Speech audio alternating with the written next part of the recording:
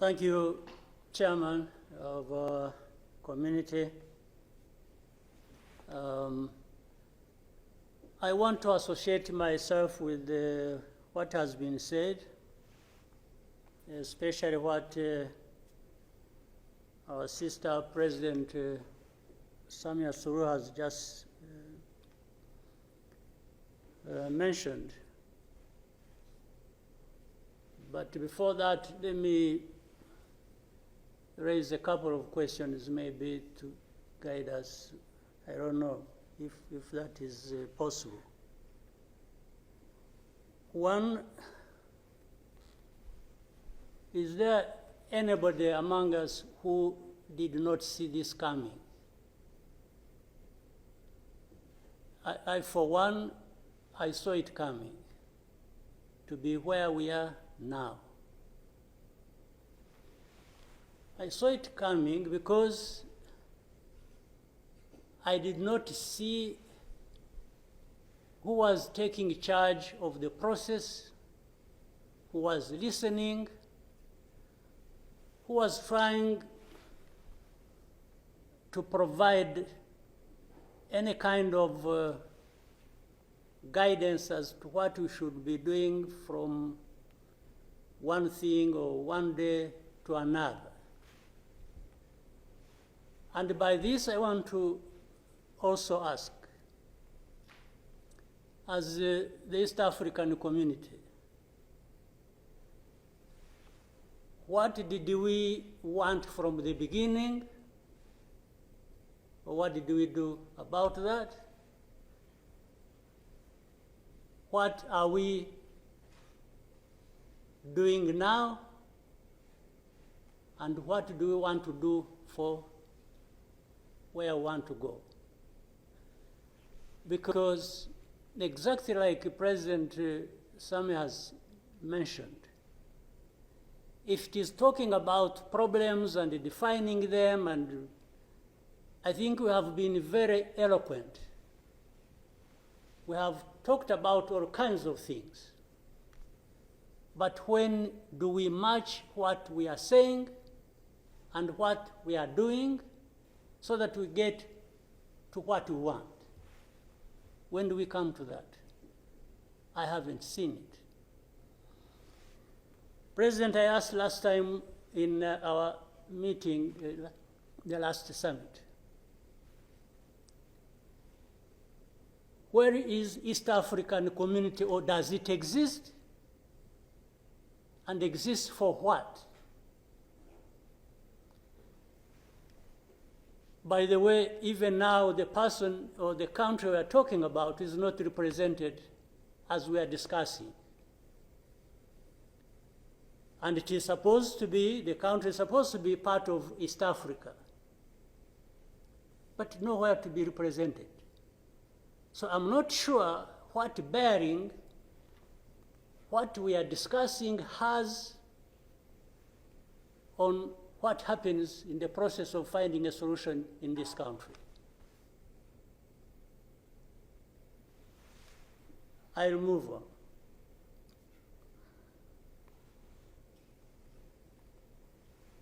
The conflict that was created from the time we had the East African community get involved in trying to help in Congo, and later on when the East African force was trying its best and we are seeing progress, Tshisekedi decided they are not doing what he wanted and went to SADC. SADC agreed they would come and do what he wanted and sent everybody else packing.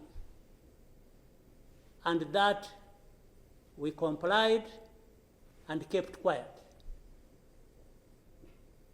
What really did we expect to come out of this? Now, worse still, I think even in East Africa itself, ourselves, maybe we have different understanding of what the problem is, and we have never come together to agree or even disagree and find a way to come together finally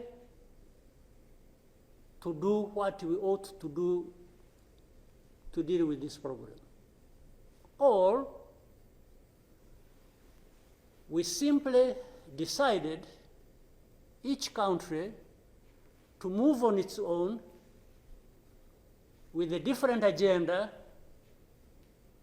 arising out of involvement or whatever in Congo, and that was enough. If your interests were catered for by Tshisekedi, that was fine, even if the others' interests or concerns were not taken care of. You can imagine, therefore, what chaos comes out of that kind of situation.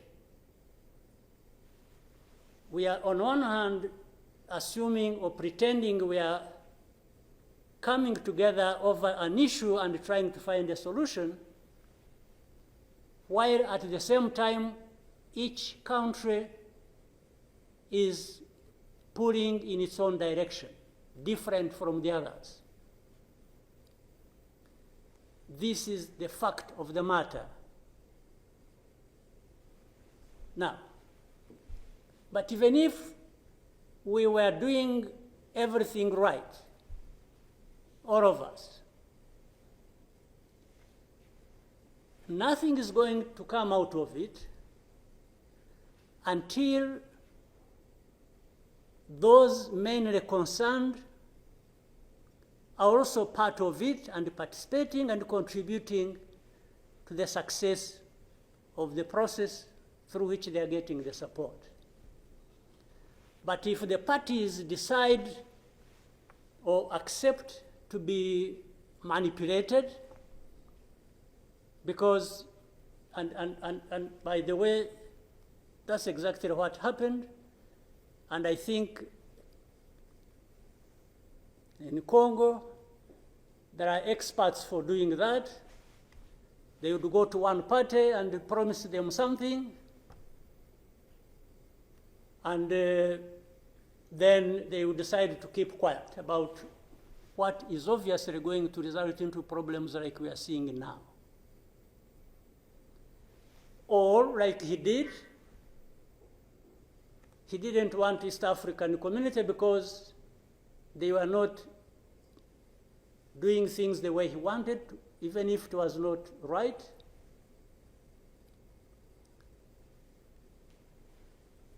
He got rid of them and he decided to bring in SADC. SADC was, without any question, coming to assist Tshisekedi to fight alongside FDLR, these murderers of our people here in this country, to fight against mercenaries, and to have Burundi on ethnic political basis decide to support Tshisekedi in whatever endeavor, including exactly doing what those murderers did to our people and what they are doing in Eastern Congo. They have displaced people, they have killed people, they have persecuted them on a daily basis for who they are. We have refugees here who have been here for the last 20 plus years, just dislocated from Congo and sent to Rwanda because they say these are ethnic Tutsis and therefore they belong to Rwanda, they don't belong there. And everybody is around. I don't know how many entities we have in Congo, honestly. We have MONUSC, we have some DRC, we have mercenaries, we have Burundi, we have FDLR that has joined them, and everybody is there watching this thing, and we pretend it's like we don't understand what has been going on for all these years. And then when things like this of last week erupted, we behave like we are surprised or we are concerned about humanitarian crisis, about this and that. Isn't persecuting and killing people and displacing them part of that humanitarian concern? So as East Africans, we sit here and then do what about it? For the last 2 days, on Monday and today this morning, I spoke with the President of South Africa, who sought me out to speak with me on this matter because of their involvement in Eastern Congo. And he's also there pretending to be playing a peacemaker role. And he has a force that has been fighting alongside FDLR and has been fighting the M23 on the instructions of Tshisekedi, because these are people who are not supposed to be in Congo, that these are from Rwanda, or the M23 are not Rwandans, please. These are Congolese, and one time he accepts it, then another time he says no, part of it is yes, and then the other part is from Rwanda, and these are he keeps on going. And how do we, leaders of our own countries, accept this to go on forever and just accept that we shall be manipulated by Tshisekedi or whoever is supporting him? And South Africa dares even issue threats about what is likely to happen after that, and so on and so forth. Of course, we will see what threats they are talking about. Maybe they should have done that exactly for which they have been issuing threats. They should have done it to clean up the mess in Eastern Congo, or to fight back those who have been trying to clean up the mess. So then you have the whole international community just confused.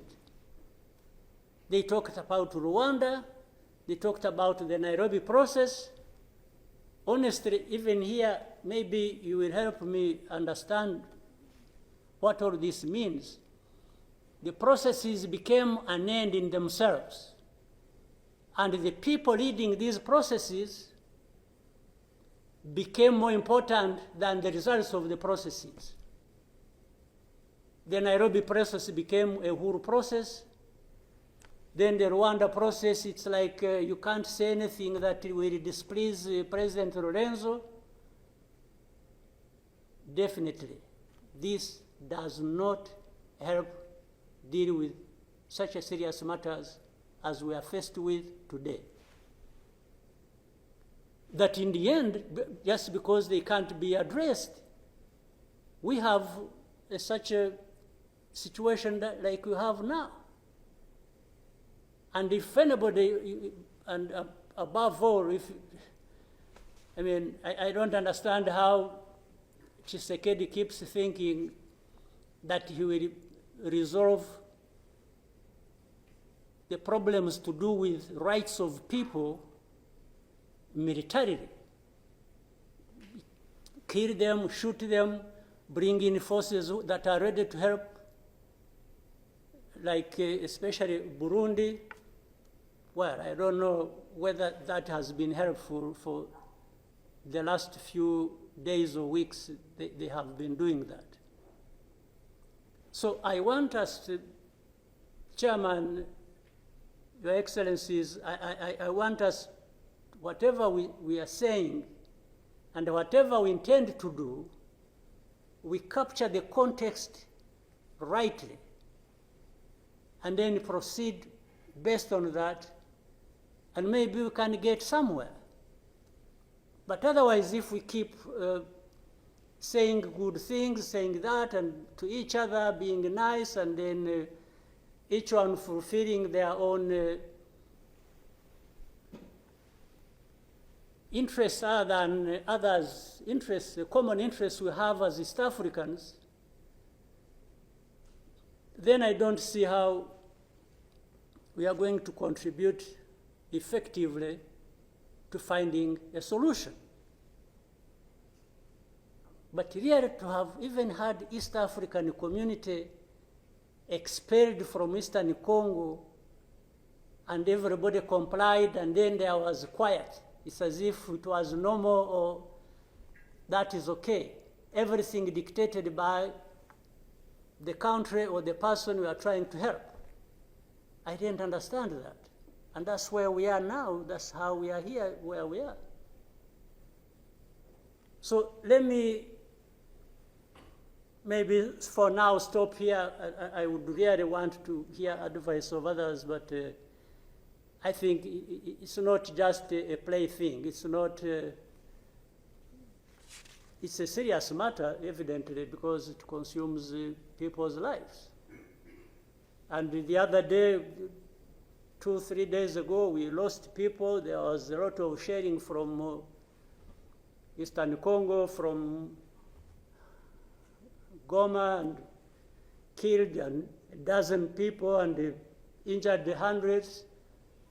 We will definitely take care of that. There's no question about it. Thank you, Mr. Chairman.